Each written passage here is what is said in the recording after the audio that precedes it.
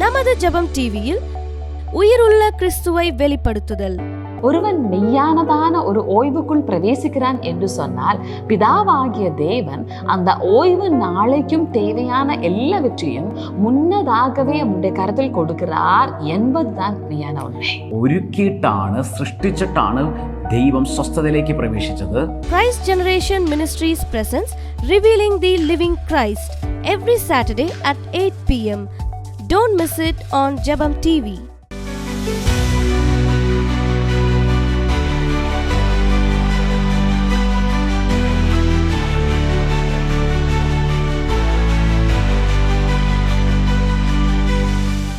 വീണ്ടും വരുന്നവനായ യേശു ക്രിസ്തുവിന്റെ നാമത്തിലുള്ള സ്നേഹവന്ദനത്തെ അറിയിക്കുന്നു. மீண்டும் வரப்போகிற கர்த்தராகிய இயேசு கிறிஸ்துவின் நாமத்தினுடைய இனிய வாழ்த்துக்களை தெரிவித்துக் கொள்கிறோம். നമ്മൾ കഴിഞ്ഞ ദിവസമെല്ലാം മത്തായിയുടെ സുവിശേഷം 12-ാം അധ്യായത്തിനകത്തുനിന്ന് ദൈവികമായ ശബത്തിനെ കുറിച്ചാണ് നമ്മൾ സംസാരിച്ചുകൊണ്ടിരുന്നത്. கடந்த நாட்கள் எல்லாம் மத்திய எழுதின சுவிசேஷம் 12வது அதிகாரத்தில் நின்று தெய்வீகமான ஓய்வு நாளை குறித்து தான் நாம் பேசி வந்தோம். നമ്മൾ ശ്രദ്ധിച്ചു, ന്യായപ്രമാണത്തിൻ്റെ കണ്ണുകളിൽ നിന്ന് നോക്കിയാൽ യേശു ശിഷ്യന്മാരും ശബത്തിനെ ലംഘിക്കുകയാണ് ചെയ്തത്. நாம் சிந்தித்தோம், நியாயப்பிரமாணத்தினுடைய கண்கள் வழியாக பார்க்கும் பொழுது இயேசுவும் சீஷர்களும் ஓய்வு நாளை மீறுகிறார்கள். എന്നാൽ ഇവിടെ പിതാവാം ദൈവം യേശുവിനെ നോക്കി പറയുക, ഇതാ ഞാൻ തിരഞ്ഞെടുത്ത എൻ്റെ ദാസൻ, എൻ്റെ ഉള്ളം പ്രസാദിക്കുന്ന എൻ്റെ പ്രിയനെന്ന്. ஆனால் பிதாவாகிய தேவன் இயேசு கிறிஸ்துவை கண்டு இவ்விதமாக சொல்கிறார், இதோ நான் தெரிந்து கொண்ட என்னுடைய தாசன், என்னுடைய ஆத்துமாவுக்கு பிரியமாயிருக்கிற என் நேசன் என்று. അപ്പോൾ അവരുടെ കണ്ണുകളിൽ ശബത്തിനെ ലംഘിക്കുന്നതാണെങ്കിൽ പിതാവിൻ്റെ കണ്ണുകളിൽ പിതാവിന് ഹിതപ്രകാരം, പിതാവിൻ്റെ ഹൃദയപ്രകാരമാണ് യേശുവോട് പ്രവർത്തിച്ചിരിക്കുന്നത്. அவர்கள் கண்களிலே ஓய்வு நாளை இயேசுவானவர் மீறினாள் என்றால், பிதாவினுடைய கண்கள் வழியாக பார்க்கும் பொழுது பிதாவினுடைய இதய பிரகாரமானதை தான் இயேசுவானவர் செய்திருக்கிறார். പിതാവിൻ്റെ ഹൃദയപ്രകാരമുള്ള ശബത്ത് എന്താണ്? அப்படி என்றால் பிதாவினுடைய இதய பிரகாரமான ஒரு ஓய்வு என்று சொன்னால் என்னது? എത്ര പേർ അത് കേൾക്കാൻ ആഗ്രഹിക്കുന്നു? எத்தனை பேர் அதை கேட்க வாஞ்சிக்கிறீங்க? അതുകൊണ്ട് ശ്രദ്ധയോടെ ഈ വചനത്തെ നിങ്ങൾ മുഴുവൻ ശ്രദ്ധിക്കുക. அதனால கவனமாக இந்த வார்த்தையை முழுவதுமாக கவனித்துக் கொள்ளுங்க. അലക്ഷ്യമായി ഇരിക്കരുത്. കാരണം പിതാവ് ആഗ്രഹിക്കുന്ന ആ ശബത്ത് എന്താണെന്ന് നമ്മൾ കേൾക്കാൻ പോവുകയാണ്. இந்த நேரத்தில் யாரும் அலட்சியமா இருக்கக்கூடாது. ஏனென்றால் பிதா வாஞ்சிக்கிற அந்த மெய்யான ஓய்வு என்னவென்று சொல்லி நாம் இப்பொழுது கேட்க போகிறோம். പിതാവ് ശബത്തിനെ കുറിച്ച് പറഞ്ഞത് അന്ന് നിങ്ങൾ സ്വസ്ഥതയിലായിരിക്കണം, സ്വസ്ഥമായിരിക്കണം എന്നാണ്. பிதா ஓய்வு நாளை குறித்து சொல்கிறார், அந்த நாளில் நீங்கள் ஓய்ந்திருக்க வேண்டும். ഉൽപ്പത്തി പുസ്തകത്തിനകത്ത് 6 ദിവസം കൊണ്ട് പിതാവ് എന്ത് ചെയ്തു? എല്ലാത്തെയും സൃഷ്ടിച്ചു. ஆதியாகம புத்தகத்தில் 6 നാட்കളിലെ പിതാവാനവർ എല്ലാവற்றைയും സൃഷ്ടിத்தார். ദൈവം ആദാമിനെ ഹവ്വയും സൃഷ്ടിച്ച അടുത്ത ദിവസം സ്വസ്ഥത, അത് ശബത്ത് ഡേ ആയി ഡിക്ലെയർ ചെയ്തു.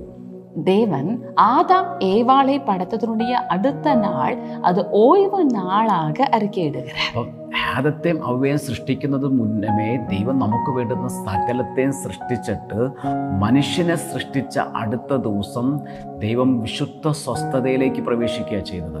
ஆதாம் ஏவாளை சிருஷ்டிப்பதற்கு முன்பதாகவே அவர்களுடைய நம்முடைய தேவைக்கான எல்லாவற்றையும் கர்த்தர் சிருஷ்டித்து 6வது நாளில் ஆதாம் ஏவாளை சிருஷ்டித்து அடுத்த நாளிலே பிதாவானவர் ஓய்ந்திருந்தார்.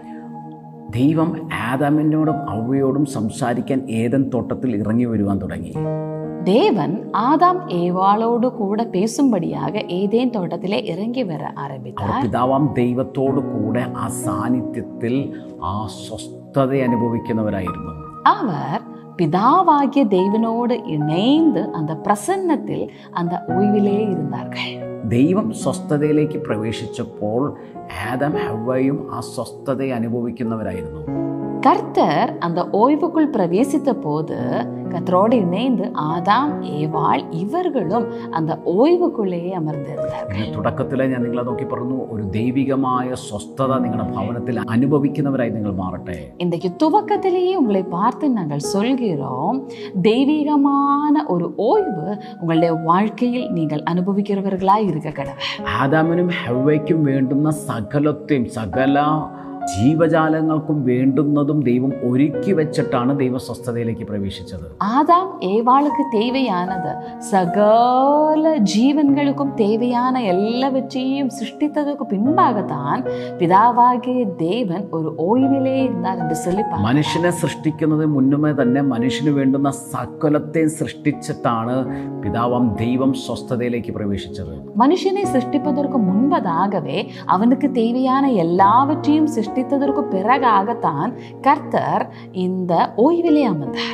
നമ്മളെ സൃഷ്ടിക്കുന്നത് മുന്നമേ തന്നെ നമുക്ക് വേണ്ടുന്ന സകലത്തെയും പിതാവാം ദൈവം ഒരുക്കി വെച്ചിട്ടുണ്ട്. നമ്മെ സൃഷ്ടിപ്പதற்கு മുന്നதாகவே നമുക്ക് தேவையான எல்லாவற்றையும் அவர் ஆயத்தம் பண்ணினார். ഇന്ന് നമ്മൾ കഴിക്കുന്ന ഭക്ഷണം, ഇന്ന് നമ്മൾ ഉടുക്കുന്ന വസ്ത്രം, ഇതെല്ലാം മുന്നമേ തന്നെ നമ്മുടെ കയ്യിലെത്തുന്നതിന് എത്രയോ നാളുകൾ മുമ്പേ അത് നമുക്ക് വേണ്ടി പിതാവാം ദൈവം കർത്താവ് അത് പ്രിപ്പയർ ചെയ്ത് കഴിഞ്ഞു. നാം ഉണ്ണുகிறதான உணவு, நாம் உடுத்துகிறதான உடை, இதெல்லாம் நம் கைக்கு வருவதற்கு எத்தனையோ நாட்களுக்கு முன்பதாகவே பிதாவாகிய கர்த்தர் நமக்காக ஆயத்தம் பண்ணிவிட்டார். ഇന്ന് നമ്മൾ കഴിച്ച ഭക്ഷണം, ഇന്ന് നമ്മൾ ഉടുത്ത വസ്ത്രം, ഇത് നമ്മൾ ഇന്ന് സൃഷ്ടിച്ചതല്ല, മുന്നമേ തന്നെ ദൈവം നമുക്ക് വേണ്ടി ഒരുക്കി വെച്ചതാണ് ഇന്ന് നമ്മുടെ കൈകളിലേക്ക് വന്നത്. இன்றைக்கு நாம் புசித்ததான போஜனம், இன்றைக்கு நாம் அணிந்ததான வஸ்திரம், இது எதுவுமே நாம் சிருஷ்டித்ததல்ல. நாட்களுக்கு முன்னதாகவே பிதாவாகிய தேவன் நமக்காக ஆயத்தம் பண்ணி இன்றைக்கு நம்முடைய കരങ്ങൾക്ക് വന്നിരിക്കുന്നത്. അതുകൊണ്ട് നാളെ ഓർത്ത് നിങ്ങൾ ഭാരപ്പെടേണ്ട. നാളെ എന്ത് ഭക്ഷിക്കും, എന്ത് ഉടുക്കുമെന്നോർത്ത് നിങ്ങൾ ഭാരപ്പെടേണ്ട. നിങ്ങളുടെ പിതാവ് അത് മുന്നമേ നിങ്ങൾക്ക് വേണ്ടി ഒരുക്കി വെച്ചിട്ടുണ്ട്. തക്ക സമയത്ത് അത് നിങ്ങളുടെ കരത്തിലേക്ക് വന്നു ചേരും. ஆதலால் நாளையை குறித்து நீங்கள் ஒருபோதும் கவலைப்படக்கூடாது. நாளைக்கு உங்களுடைய தேவைகள் எதுவா இருக்கிறதோ அது முன்னமே பிதாவாகிய தேவன் உங்களுக்காக ஆயத்தம் பண்ணி வைத்திருக்கிறார். ഹല്ലേലൂയ. ദൈവം നമ്മളെ സൃഷ്ടിക്കുന്ന മുന്നമേ നമുക്ക് വേണ്ടിയിട്ടുള്ള സകലത്തെ ദൈവം ഒരുക്കി വെച്ചു കഴിഞ്ഞു. தேவன் நம்மை சிருஷ்டிப்பதற்கு முன்னதாகவே நமக்கு தேவையான எல்லாவற்றையும் ஆயத்தம் பண்ணி வைத்தார். ഇങ്ങനെ കർത്താവ് സകലത്തെ ഒരുക്കിയിട്ട് ദൈവം ആ സ്വസ്ഥതയിലേക്ക് വന്നു. ആ ശബത്തിനെ ദൈവം അനുഗ്രഹിച്ച് വിശുദ്ധീകരിച്ചു. இப்படி நமக்கு தேவையான எல்லாவற்றையும் ஆயத்தம் பண்ணினதுக்கு பிறகாக கர்த்தர் அந்த ஓய்விலே பிரவேசித்தார். പുറപ്പാട് പുസ്തകം 35 അധ്യായത്തിനകത്ത് നമുക്ക് ഇങ്ങനെ ഒരു വചനം കാണാൻ സാധിക്കും. யாத்ராகமம் புத்தகம் 35வது அதிகாரத்தில் இப்படிப்பட்டதான ஒரு வசனத்தை நாம் பார்க்கிறோம். ഇസ്രായേൽ ജനങ്ങളോട് ദൈവം പറയുക, 6 ദിവസം നിങ്ങൾ വേല ചെയ്യണം. இஸ்ரவேல் ஜனங்களை பார்த்து கர்த்தர் சொல்கிறார், 6 நாட்கள் உங்களுடைய வேலைகளை செய்ய வேண்டும். 7ஆം ദിവസം നിങ്ങൾക്ക് വിശുദ്ധമായി യഹോവയുടെ മഹാസ്വസ്ഥതയുള്ള ശബത്തായിരിക്കണം. 7ஆம் நாளோ உங்களுக்கு பரிசுத்த நாளாய் இருப்பதாக. அது கர்த்தருக்கென்று ஓய்ந்திருக்கும் ஓய்வு நாள். പറയുന്നു മഹാസ്വസ്ഥതയുള്ള ശബത്ത്. அது கர்த்தருக்கென்று ஓய்ந்திருக்கும் ஓய்வு நாள். ഹല്ലേലൂയ. ആ 7ആം ദിവസം ദൈവം സ്വസ്ഥത ഡിക്ലെയർ ചെയ്ത ആ ദിവസം അത് ഇസ്രായേൽ ജനങ്ങൾക്ക് എന്ത് ചെയ്യുക? മഹാസ്വസ്ഥതയുള്ള, അവർ സ്വസ്ഥമായിരിക്കേണ്ട ശബത്തുടേയാണ്. അപ്പോൾ കർത്തർ ഇസ്രായേൽ ജനങ്ങൾക്ക് ഒരു ഓய்வு നാളെ കട്ടള ഇടുമ്പോൾ അത് ഓய்ந்திருக்க വേണ്ടിയ ഓய்வு നാളായി இருக்கிறது. ഹല്ലേലൂയ. ഇവിടെ മത്തായിയുടെ സുവിശേഷം 12ആം അധ്യായത്തിനകത്ത് വരണ്ട കൈയുള്ള വ്യക്തിയെ യേശു സൗഖ്യമാക്കുമ്പോൾ, இங்கே மத்திய எழுதின சுவிசேஷம் 12வது அதிகாரத்திலே அந்த சூம்பின கையுள்ள மனுஷனை இயேசுவானவர் സ്വസ്ഥമാക്കും பொழுது അവിടെ യേശു അവരോട് പറയുന്ന ഒരു ആൻസർ ഉണ്ട്. അവിടെ 11ാമത്തെ വാക്യം പറഞ്ഞു, നിങ്ങളിൽ ഒരുത്തിനൊരു ആടുണ്ടെന്നിരിക്കട്ടെ, അത് ശബത്തിൽ കുഴിയിൽ വീണാൽ അവൻ അതിനെ പിടിച്ച് കയറ്റുകയില്ലയോ?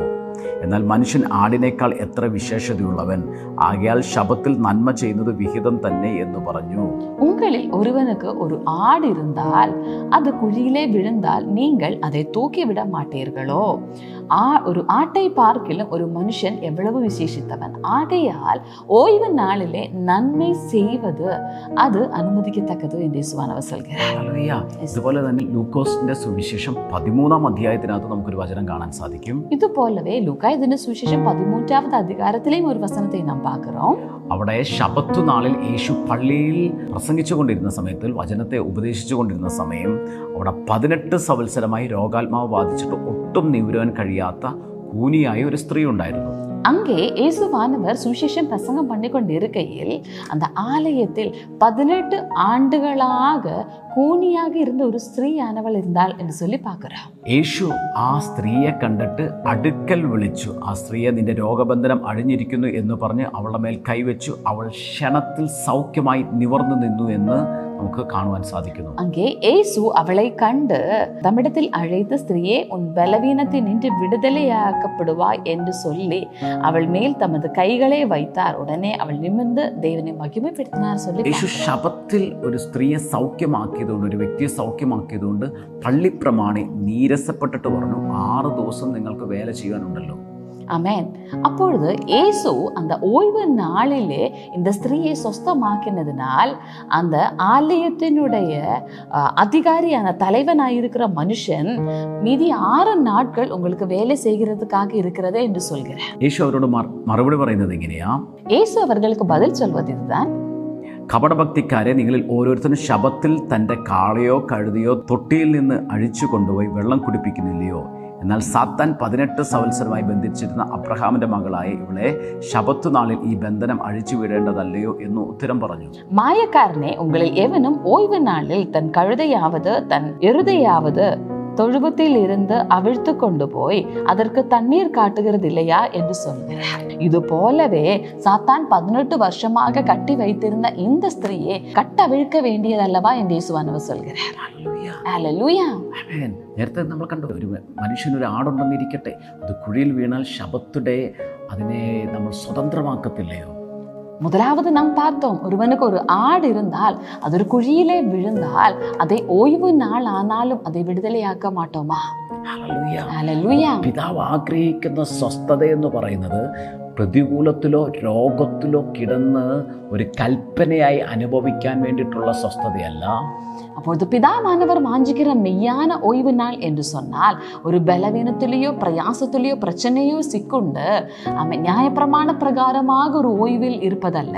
പിതാവാം ദൈവം അല്ലെങ്കിൽ യേശു കർത്താവ് നമ്മൾ രോഗത്തോടു കൂടെ ശബത്ത് ആചരിക്കണമെന്നല്ല ആഗ്രഹിക്കുന്നത്. பிதாவாகிய தேவன் நம்முடைய இயேசுவானவர் ஒருபோதும் ஒரு பிரச்சனையிலே நாம் ஒரு ஓய்வு நாளை வெறுமையாக கொண்டாடும்படியாக പിതാവാനവർ വാഞ്ചിക്കുന്നത്. പിതാവിന്റെ ഹൃദയപ്രകാരം അല്ലെങ്കിൽ യേശു ക്രിസ്തുവിലുള്ള ശബത്ത് എന്ന് പറയുന്നത് അത് രോഗത്തോടു കൂടെ ആചരിക്കുന്നതല്ല, മറിച്ച് സൗഖ്യത്തോടു കൂടെ ആ സ്വസ്ഥതയിലേക്ക് നമ്മൾ പ്രവേശിക്കണമെന്ന് കർത്താവ് ആഗ്രഹിക്കുന്നത്. பிதாவானவர் வாஞ்சிக்கிற மெய்யான சொஸ்தமாக்குகிற அனுபவம் என்று சொன்னால் நாம் ஒரு பலவீனத்தோடு கூட அந்த ஓய்வு நாளில் இருக்கும்படியாக அல்ல, நாம் சுகம் உள்ளவர்களாகி அந்த ஓய்வை அனுபவிக்க வேண்டும் என்று சொல்லி பிதா வாஞ்சிக்கிறார். പിതാവിന്റെ ഹൃദയപ്രകാരമുള്ള ശബത്ത് അത് ക്രിസ്തുവിലുള്ള ഒരു സ്വസ്ഥതയാ.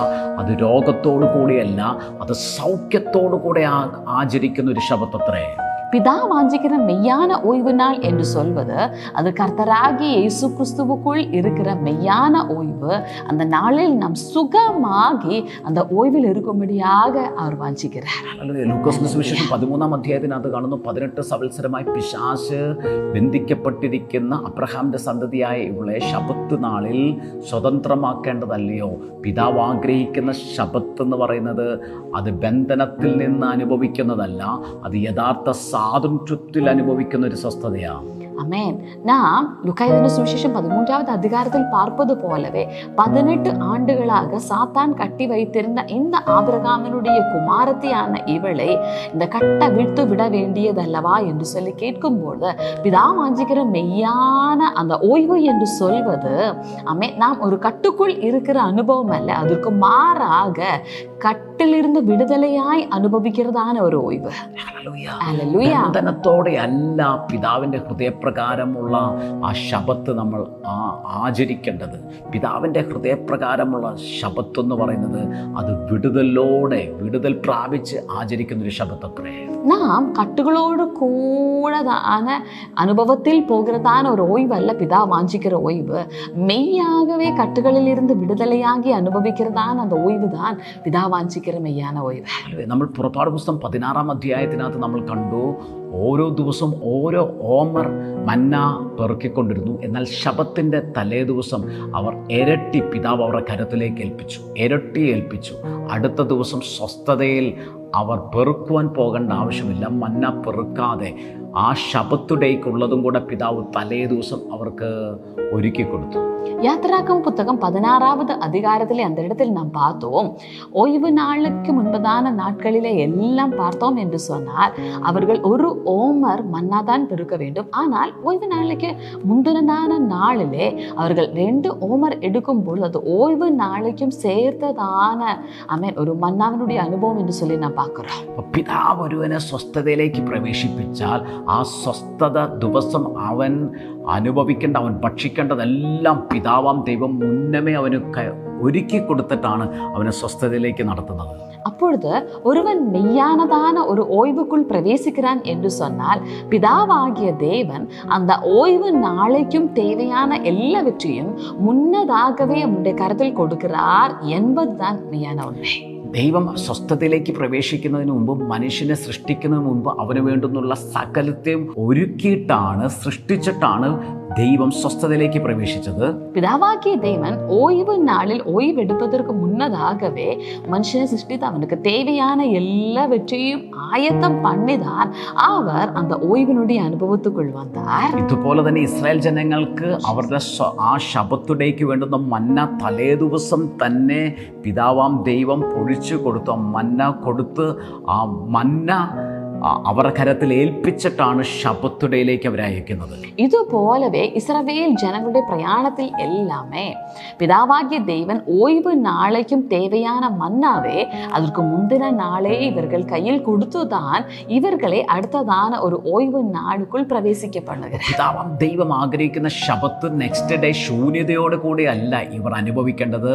തലേ ദിവസം തന്നെ നിറവോടുകൂടെയാണ് ശബത്തുടയിലേക്ക്, സ്വസ്ഥതയിലേക്ക് ഇവർ പ്രവേശിക്കേണ്ടത്. அப்பொழுது பிதா வாஞ்சிக்கிற மெய்யான ஓய்வு நாளைக்குள் இவர் பிரவேசிக்கும் பொழுது காலியான வெறுமையான ஒரு அனுபவத்தோடு கூட அல்ல, அதற்கு முன்னதாகவே ஒரு நிறைவின் அனுபவம் வழியாக தான் இந்த ஓய்வுக்குள் பிரவேசிக்க வேண்டும் என்று சொல்லி പിതാവാനവർ വാഞ്ചിക്കുന്നത്. പിതാവ് ആഗ്രഹിക്കുന്ന ശബത്ത് എന്ന് പറഞ്ഞാൽ അതൊരു കൽപ്പനയായി എങ്ങനെയെങ്കിലും ആചരിച്ചു തീർക്കാനായിട്ടുള്ളതല്ല.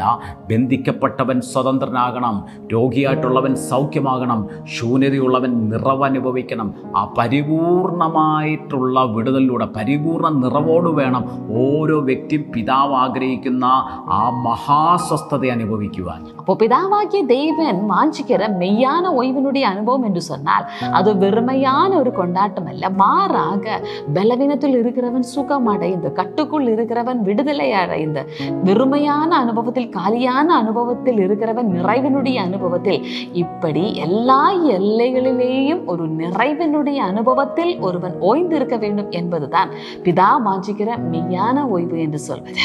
എബ്രായ ലേഖനം 4-ാം അധ്യായത്തിനകത്ത് ഇങ്ങനെ പറയുന്നു, പിതാവാം ദൈവത്തിൻ്റെ സ്വസ്ഥതയിൽ പ്രവേശിക്കാനുള്ള വാഗ്ദത്തം ശേഷിച്ചിരിക്കയാൽ നിങ്ങളിൽ ആർക്കെങ്കിലും അത് ലഭിക്കാതെ പോയി എന്ന് വരാതിരിക്കാൻ നാം ഭയപ്പെടുക.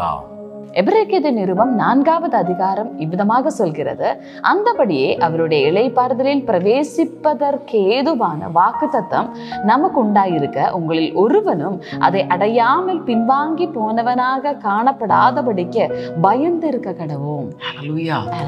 പിതാവാം ദൈവം ഇസ്രായേൽ ജനങ്ങൾക്ക് സ്വസ്ഥത അനുഭവിച്ചു കൊടുത്തു. പക്ഷെ പിതാവ് ആഗ്രഹിക്കുന്ന രീതിയിലുള്ള ഒരു സ്വസ്ഥതയിലേക്ക് അവർക്ക് പ്രവേശിക്കാൻ കഴിഞ്ഞില്ല. പിതാവാകിയ தேவன் இஸ்ரவேல் ஜனங்களுக்கு ஒரு ஓய்வை கட்டளையிட்டார். ஆனால் பிதா வாஞ்சிக்கிற ஒரு ஓய்வுக்குள் யாராலையும் பிரவேசிக்க முடியவில்லை. കാലത്തുള്ള രോഗികളെല്ലാവരും പിതാവാം ദൈവത്തിൻ്റെ കൽപ്പന അനുസരിക്കണമല്ലോ എന്നുള്ള ചിന്താഗതിയിൽ മാത്രമാണ് അസ്വസ്ഥതയിലേക്ക് പ്രവേശിച്ചത്.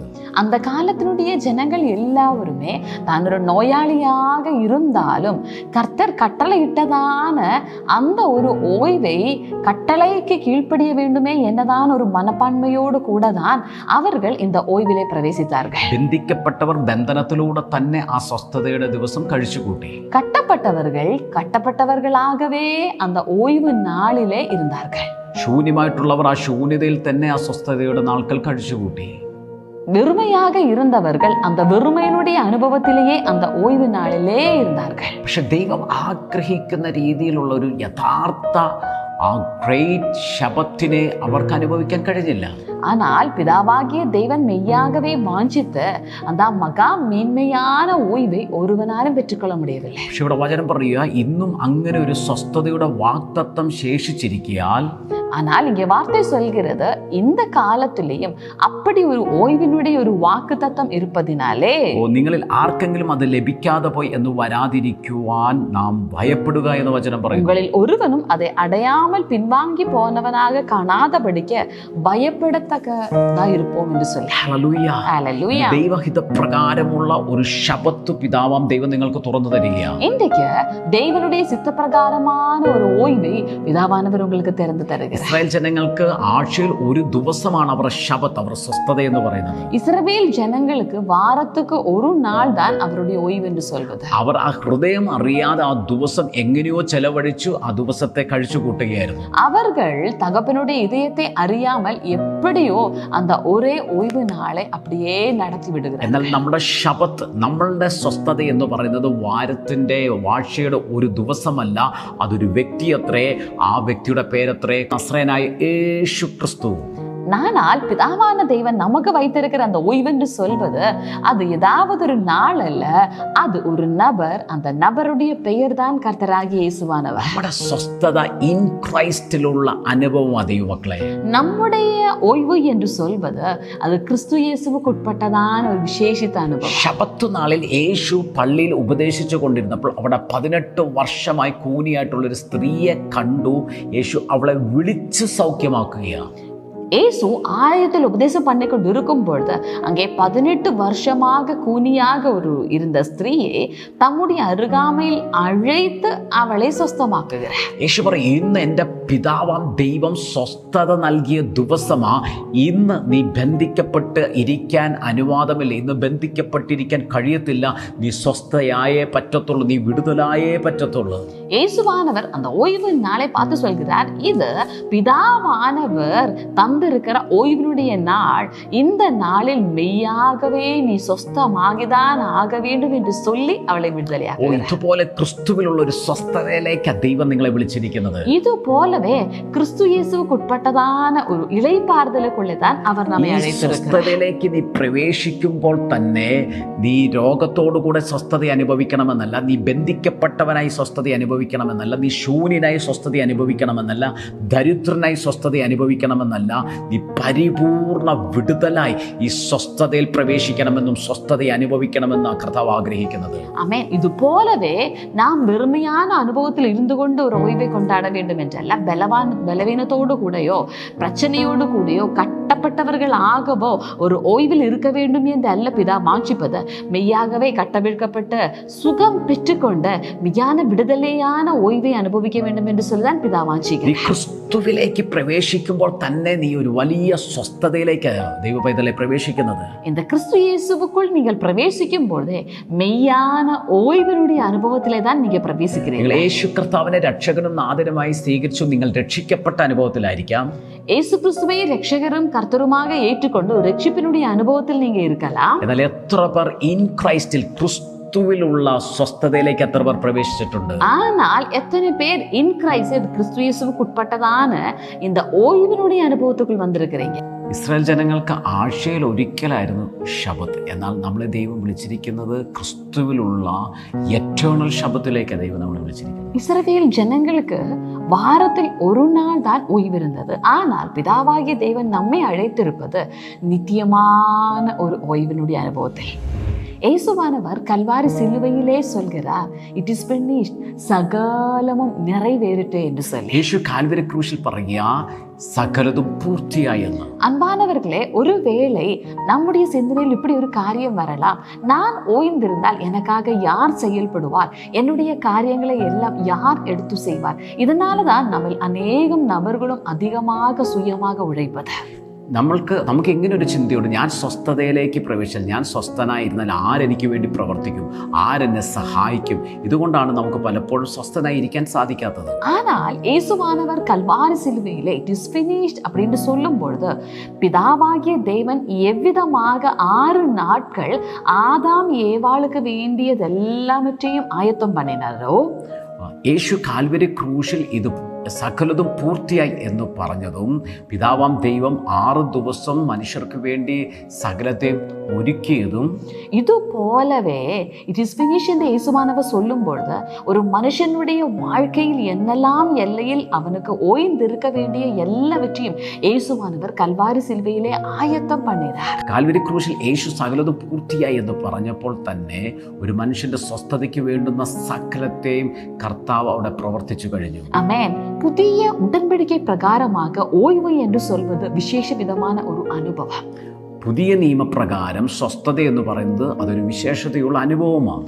இந்த அனுபவத்தை நானும் நீங்களும் மெய்யாகவே அனுபவிக்கும்படியாகத்தான் பிதாவாகிய தேவன் ക്രിസ്തു വഴിயாக ഒരു പെരിയ ഓയ്വുകൾ നമ്മെ കൊണ്ടുവന്നിരിക്കുന്നത്. ഈ അനുഭവത്തെ നമ്മൾ ക്രിസ്തുവേശുവിലൂടെ അനുഭവിക്കാൻ വേണ്ടിയിട്ടാണ് പിതാവാം ദൈവം ക്രിസ്തുവിൽ ഒരു സ്വസ്ഥത നമുക്ക് നൽകിയിരിക്കുന്നത്. அன்பானவர்களே, இன்றைக்கு நீங்க சுயத்தில் ஒரு இளைப்பாறுதல், ஒரு ஓய்வில்லாமல் ஓடுகிறதான எந்த விஷயத்தையும் நீங்க கல்வாரி சிலுவையில் பார்த்தால் இயேசுவானவர் அதை உங்களுக்காக ஏற்கனவே நிறைவேற்றி விட்டார் என்று சொல்லி நீங்க புரிந்து கொள்வீங்க. ഇന്ന് നിങ്ങൾ നിങ്ങളുടെ സെൽഫിൽ ഒരു സ്വസ്ഥതയില്ലാതെ നിങ്ങൾ കഷ്ടപ്പെടുന്ന ഈ അനുഭവമാണെങ്കിൽ കാൽവരി ക്രൂശിൽ കർത്താവ് യേശു നിങ്ങൾക്ക് വേണ്ടിയിട്ടുള്ള ഒരു സ്വസ്ഥത നൽകി കഴിഞ്ഞു. ഒരുമിച്ച് പ്രാർത്ഥിക്കാൻ പോകുക. நாம் ஒருமித்து ஜெபிக்க போகிறோம். എല്ലാവരും കർത്താവ് യേശു ക്രിസ്തുവിന്റെ കരങ്ങളിലേക്ക് ഏൽപ്പിച്ചു കൊടുത്താൽ நீங்க எல்லாரும் கர்த்தராகிய இயேசு கிறிஸ்துவின் கரங்களில் ஒப்புக்கொள்ளுங்க. നിങ്ങൾക്ക് ആ ദൈവികമായ സ്വസ്ഥത തരുന്നത് യേശു കർത്താവാണ്. உங்களுக்கு அந்த தெய்வீகமான இளைப்பாறுதல் தருபவர் இயேசு. നിങ്ങളുടെ ജീവിതത്തിൽ ഒരു സ്വസ്ഥത അനുഭവിക്കുന്നില്ല, എപ്പോഴും ടെൻഷനും ഭാരവും നിരാശയാണെങ്കിൽ യേശുവിന് ഇന്ന് ഈ സമയം നിങ്ങൾക്ക് സ്വസ്ഥത നൽകുവാൻ സാധിക്കും. உங்களுடைய வாழ்க்கையிலே ஒரு இளைப்பாறுதல், ஒரு விடுதலை அனுபவிக்க முடியவில்லை என்று சொன்னால் இயேசு இப்பொழுதே உங்களுக்கு அந்த இளைப்பாறுதலை தர ഞങ്ങൾ ഒരുമിച്ച് வாஞ்சிக்கிறார். പ്രാർത്ഥിക്കുന്നു. ഇവർ അനുഗ്രഹിക്കപ്പെട്ട കർത്താവേ, அப்பா, நாங்கள் ஒருமித்து ஜெபிக்கிறோம், இவர்கள் ஆசீர்வதிக்கப்படுவார்கள். ദൈവ സാന്നിധ്യം ഇവരുടെ കുടുംബത്തിലേക്ക് ഇറങ്ങട്ടെ. தேவ பிரசன்னம் இந்த குடும்பங்களில் இறங்கட்டும். യേശു കർത്താവിനെ ഒരു രക്ഷകനും നാഥനുമായി സ്വീകരിക്കട്ടെ. இயேசு கிறிஸ்துவை இவர்கள் രക്ഷകரும் നാഥരുமாக ஏற்றுக்கொள்வார்கள். യേശുവിലുള്ള സന്തോഷം, സമാധാനം, സ്വസ്ഥത ഇവർ അനുഭവിക്കട്ടെ. இயேசு கிறிஸ்துவுக்குட்பட்டதான சந்தோஷம், சமாதானம், அந்த இளைப்பாறுதல் இவர்கள் യേശു പറഞ്ഞു, ഞാൻ அனுபவிப்பார்கள். എൻ്റെ സമാധാനം നൽകിയിട്ട് പോകുന്നതല്ലോ അത് ലോകം തരുന്നത് പോലെയല്ലെന്ന്.